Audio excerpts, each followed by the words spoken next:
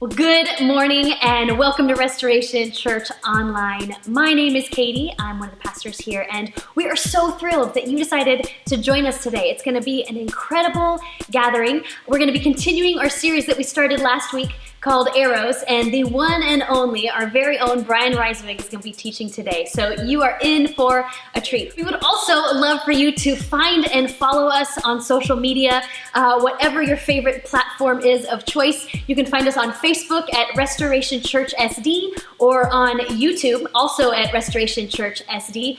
Or you can follow us on Instagram at We Are Restoration Church. It's a great way for you to stay informed, especially as we have so many updates and some exciting ways for you to connect, even in the midst of socially distancing. We don't want you to go a single day without feeling relationally connected here at Restoration Church.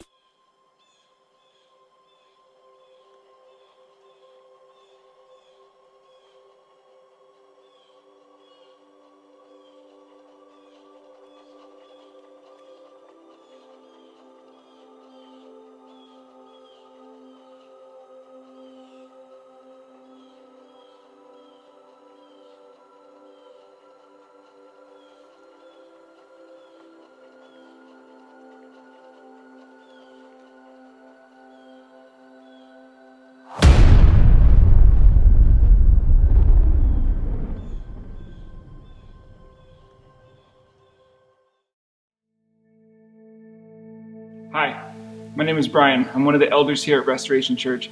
Welcome to Restoration Church Online. Today is week 2 of our series Arrows, where Katie introduced us last week to this idea that the only way that we can cultivate true belonging in our earthly family is by experiencing that belonging in our heavenly family with God.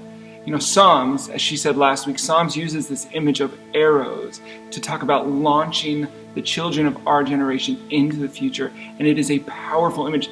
Today, we are going to be talking about what it looks like to draw upon our past, to go back as a way to move forward. And that is part of the arrow image. There's no launching an arrow without drawing the rope back.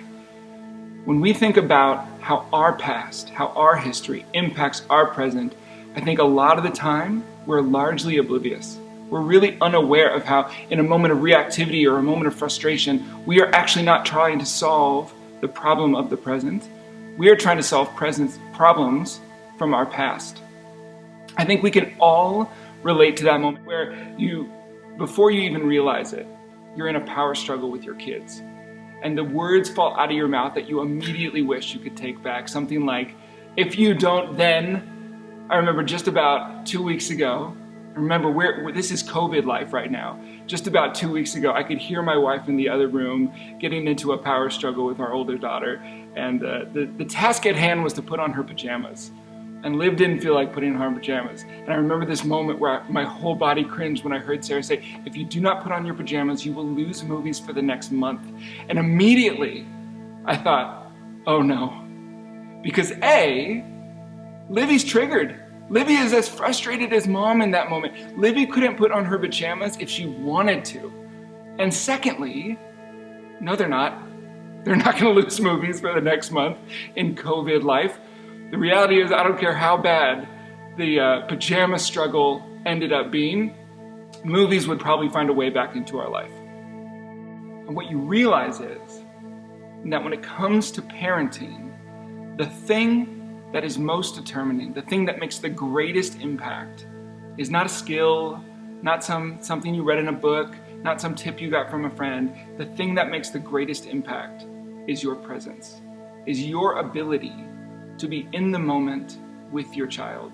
You know, I remember when Sarah was pregnant with our first daughter, Livy, about 9 years ago, and all of a sudden, I could not consume enough content when it came to parenting. We were reading books, we were watching expert videos, we were asking our friends, we were asking our mentors, and it came from deep down. Obviously, everybody wants to be the best parent they can, but really, it came from this deep anxiety that I'm going to get this wrong. This deep anxiety that if I don't know the right thing to know, I'm going to screw up my children. And one of the problems with there being such an immense amount of resources out there in 21st century parenting is that they all claim to be the thing. They all claim to have the right answer, the one way. And if you don't breastfeed, then your child is going to have issues. If they don't sleep with you in the bed, then they're going to end up in prison. If you don't let them cry it out, then they'll be dependent on you until they're 50 years old. They all claim to have the one way, and all other pathways have these catastrophic outcomes. And the reality is, what Brene Brown says so well, that who we are and how we engage with the world are much stronger predictors of how our children will be than anything we know in our heads about parenting. God has entrusted that child to you. If God thought that you were capable, if God thought that you were up to the task, who are we to doubt that? One of the biggest problems in parenting is not having the right technique. It's not having the right book. Even though I am for books, go read all the books, get all the wisdom, learn all the ways that will support and help you navigate those waters, of course. But don't turn to those books hoping that they're going to give you something that you don't already have. Reality is that when we get charged, when we get into a power struggle, when we lose our temper, when we shut down, when we get overwhelmed, when we lose the ability to be online for our kids, the problem isn't a parenting technique. The problem is that we aren't present to that moment. The problem is, it's this word that we use a lot in our culture. We're triggered. That the past is no longer past. The past is here and now. The pain that I felt earlier in my life, the fear, the anxiety, the insecurity, maybe even the abandonment that I felt then, I feel now, and it prevents me from meeting the needs of my child. So there are ways to become more aware. There are ways to wake up to the fact that, oh, I'm actually not here in this moment with my child. I'm triggered. I'm actually living something from the past. Body pain is a common one. I know that many of you will be able to relate to the feeling of being in a power struggle, being in a frustrating charge moment with your child. You start rubbing your neck, or you start like moving your shoulders around, or you get like nauseous in your stomach. Your body, your nervous system is reacting to this threat from the past. It's not reacting to the fact that your 3-year-old threw their food on the floor. You can take that. Muscle tension, trembling, cortisol, high levels of stress hormones, heart palpitations, nausea. And what we tend to think of as an emotional trigger are all signs to intense anger, like going from 0 to 8 or 0 to 10. Deep sadness, feeling overwhelmed or abandoned when your child, says something mean to you, even though you know in your head that they're 5, they're 7, they say things that are mean. It's not about you. Don't take it personal, but it feels personal. Feeling overwhelmed, maybe getting a flood of memories in the middle of a frustrating moment or after a frustrating moment with your child. Anytime we see ourselves going into catastrophic thinking, like we're sitting there having a debate over cereal and all of a sudden you're picturing them flunking out of college. Anytime we go into black or white thinking, like if I don't get this moment right, nothing will work, or the only way to navigate through this moment is for my will to be imposed on the child. Or anytime that we find ourselves on a hill that we're willing to die on, even though if you took a step back, you'd be like, oh, it doesn't really matter if they change their shirt. It doesn't really matter if they wash behind their ears tonight. That's not that big a deal. If they go one night without brushing their teeth, they'll be okay. But in that moment, that hill feels do or die. It feels like the most important thing in the world. What that is telling you, what your nervous system, what your heart, what your brain is trying to tell you, is that there's a threat that your nervous system is perceiving that's much greater than that moment. The reality is, if we don't understand what we've been through and how it formed a kind of roadmap for us, then we don't realize in those moments that there's another way, that there's flexibility available to us. There's attunement and support available to our child if we can wake up to the fact that we're triggered, the fact that we're overwhelmed, not by this moment, but actually by something from our past. This roadmap in the clinical world, we call it attachment. It's kind of a popular word right now. It might have been a word you've heard before, but all attachment really refers to, all it's really talking about is this unconscious, invisible roadmap that we develop really early. Like between the ages of 0 and 6 to 8 years old, most children have a pretty well worked out attachment strategy. And it's this roadmap that we adapt and learn and develop so that we can meet the needs of our family members, that we can get our needs met in our family, that nobody ever lets you know, oh, by the way, as you get older, some of this strategy might not work so well anymore. Some of the things that are getting your needs met as a 6-year-old, they might not work as a 29-year-old. They might not work in marriage. They might not work as a parent. But it's the most important roadmap that we have. What we realize as we learn about awareness, as your heart heals through getting into adult relationships, getting into love relationships, getting into parent-child relationships, that awareness creates immense possibility. And it is really not what you've been through as a child. It's not what happened to you as a child that matters most. It is what you say that it means. When it comes to parenting your child, the most important thing is not what has happened to you. It's how you make sense out of it. Because the reality is, we all had imperfect parents. Now, there's a lot of diversity and there's a lot of variety. Some of us had imperfect parents who were pretty amazing. They were there for us. They were able to respond to our needs. They were able to tune into us when we needed them. And some of us didn't have that. And the reality is, we all learned to cope and survive what we had to deal with. And it's all too common to be working with a parent or working with a young married couple and to realize that there's this fear that because I've been through this, I'm reacting this way and there's no other possibility. This is the only way I'll ever react. This is the only way I'll ever be able to parent. And that is not how God designed your heart. God designed your heart to heal. God designed your heart to experience deeper and deeper safety. It's so often that I tell people that I'm working with that, oh, no, it's not a bad sign that when you got married, all of this stuff came to the surface, or all of this pain, or these bad habits, or the way you're losing your temper, or with your first child, you see this ugly side of you. That's not a bad sign. That's the design. God designed your heart to get activated, to feel those vulnerabilities, not so that you could be controlled by them, so that the fear that's beneath them could finally be healed. You know, when we say, okay, what does this mean? What is the next step? What is the pathway out?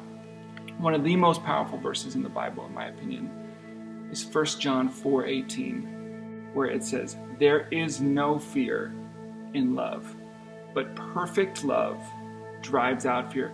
Because fear has to do with punishment. Fear has to do with inadequacy.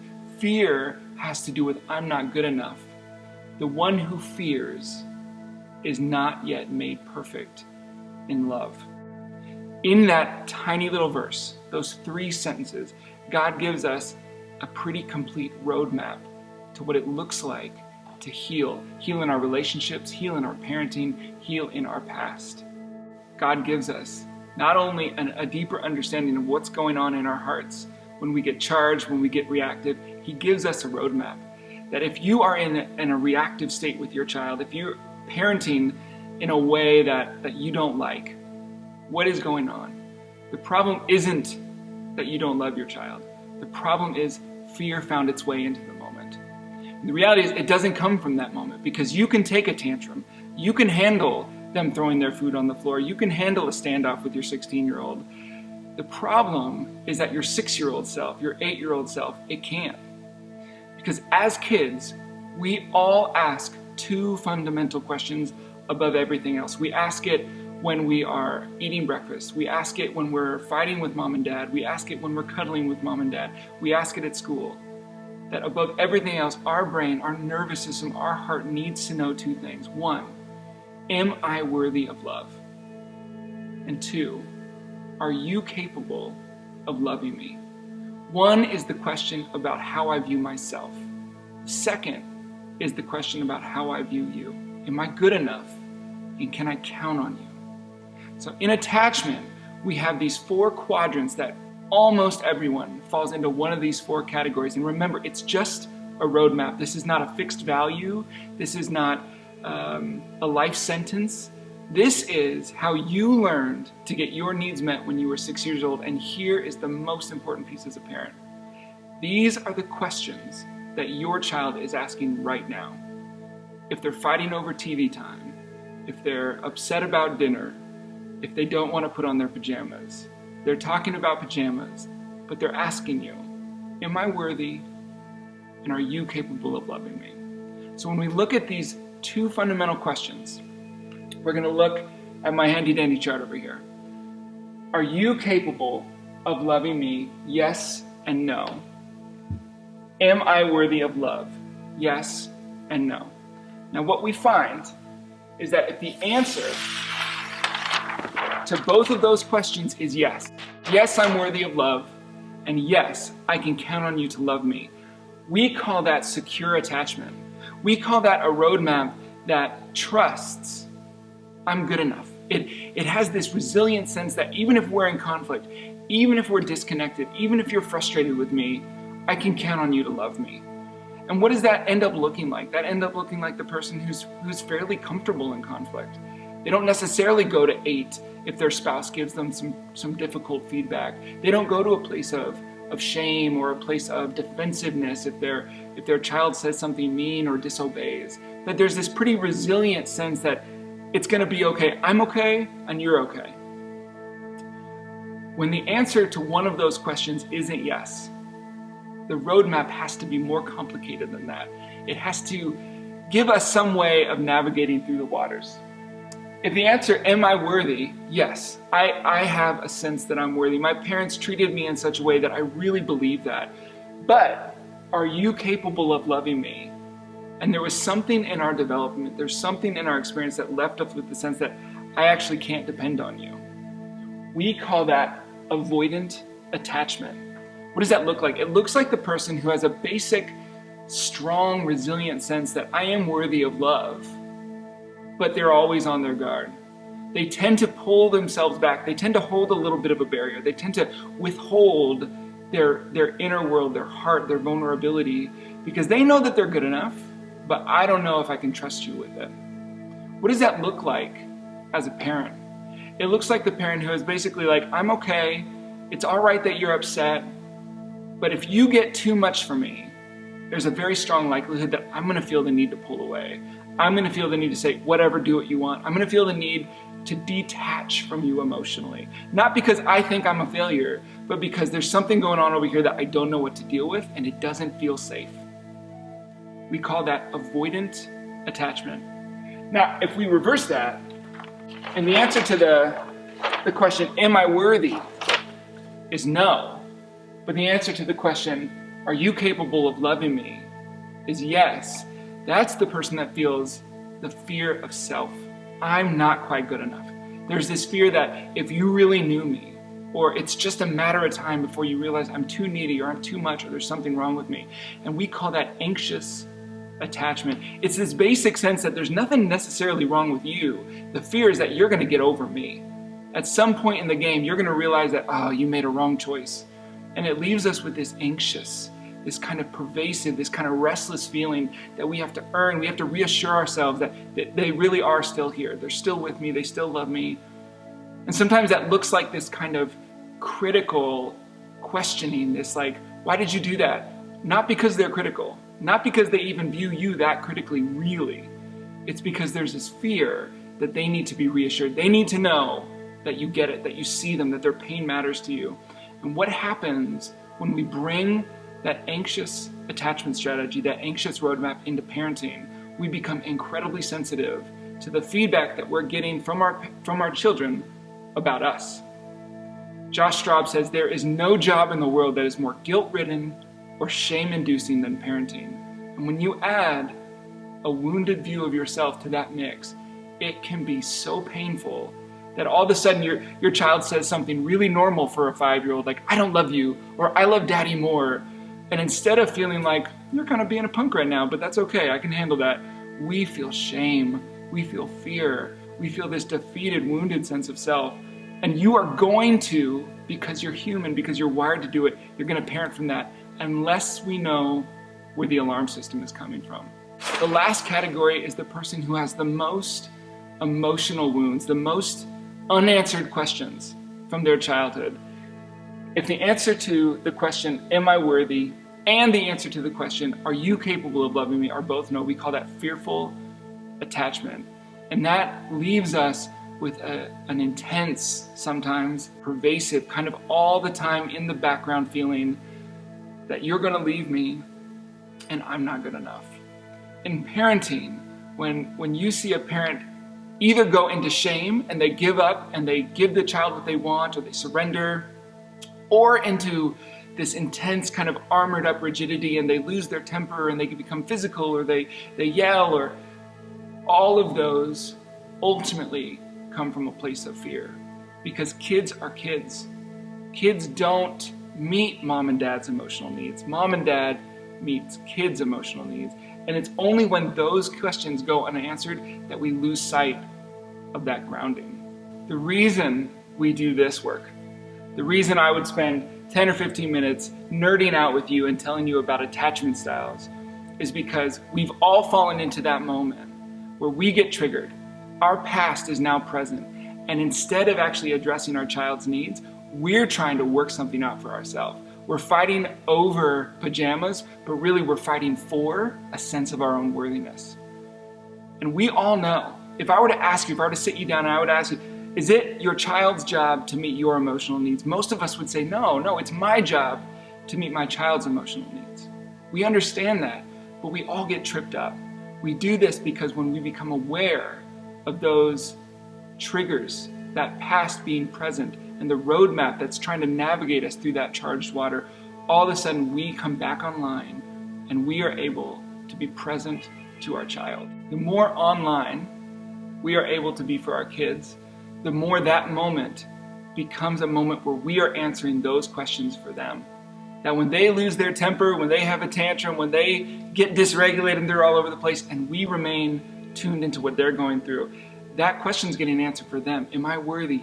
Yes. How do I know? Because your eyes are telling me that right now. Can I count on you? Are you capable of loving me? Yes. How do I know? Because you're doing it right now. Integration is this key idea in emotional and mental health. Integration is what a healthy brain looks like. As you stay online, their brain comes back online. When you go offline, it's not because you're a bad parent. It's not because you don't love your kid. It's not because that moment doesn't matter to you more than anything else. It is because something from your past has gotten triggered and it's trying to scream for you to protect yourself.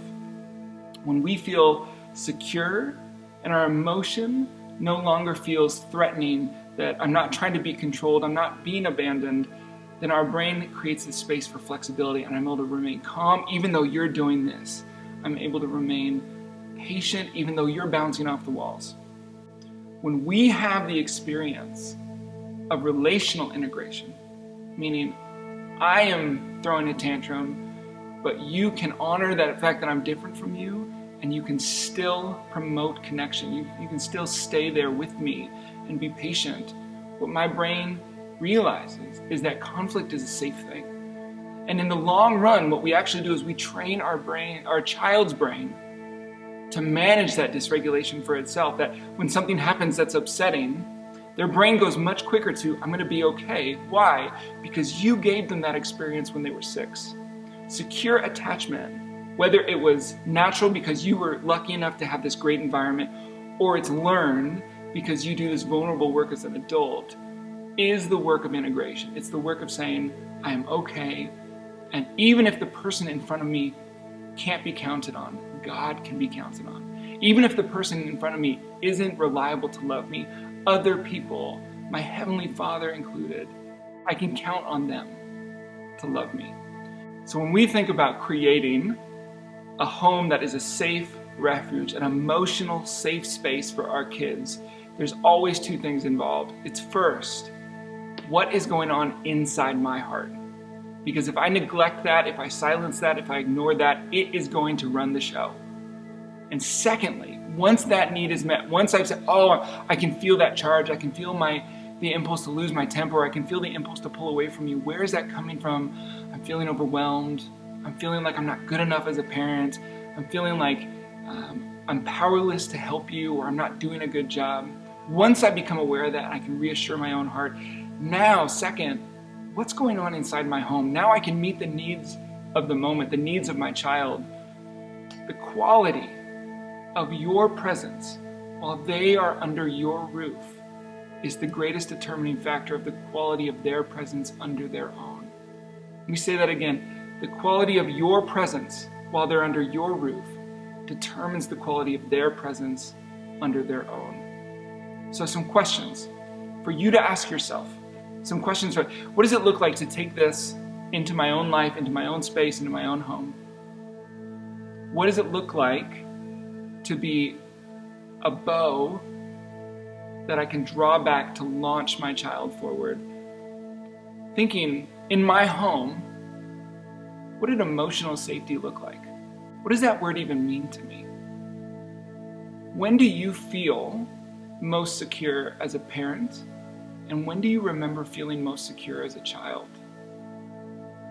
When there was some sort of rupture in your relationship with one of your parents, mom or dad or the caregiver, when there was disconnect, when there was a fight, how did that get repaired? Or did it get repaired?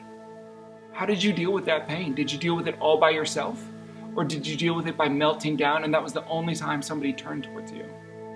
These questions are not going to unlock all of your problems. They're not going to eliminate reactivity. What they're going to do is they're going to increase our awareness. They're going to increase that, oh, here's that feeling again. I know where it's coming from.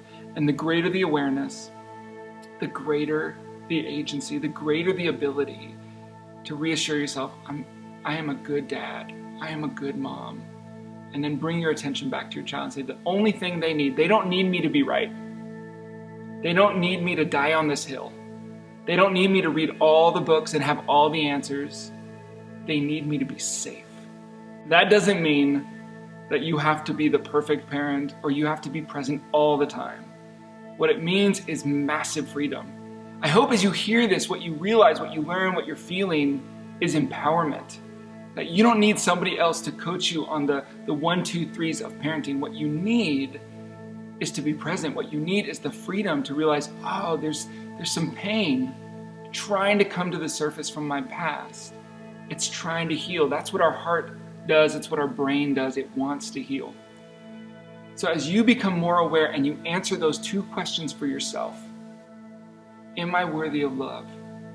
Can I count on you, God, you partner, you friend, you family? Can I count on you to love me? When those questions get answered in the moment, we create the space to answer those questions for our child. I hope as you go out into your week that this is a starting point. It's a launch pad. It's a place where that if some of those questions didn't get answered for you, that you get your own opportunity to be launched. That in your own time with God, in your own time with your friends, with your spouse, with your loved ones, just the power of naming, I'm realizing that when I get charged, the feeling I'm actually having is like I'm failing, I'm not good enough, or I can't count on you. Name it for yourself and let yourself feel the reassurance. Let yourself hear that you are good enough, that you are loved. Will you pray with me? Lord, I thank you that your love is sufficient. I thank you that in your love, in your perfect love, fear is driven from our hearts. That our brains actually release fear that we've been holding on to because we think that fear protects us. Lord, that in those moments when we are truly loved and seen by you, that the way our brain codes that gets changed. Lord, I pray that you would be present to their hearts, that you would be a deep source of reassurance, that they would do this vulnerable work of taking sight and taking inventory of their own reactive, their own pain, their own past, and that would be freedom, that you would be with them, and that this would be the starting of a new depth of presence. We pray this in your Son's name. Thank you so much for joining with us today, for being with us. We're going to sing one more song, and then our host will be back with a few closing thoughts. Thank you so much.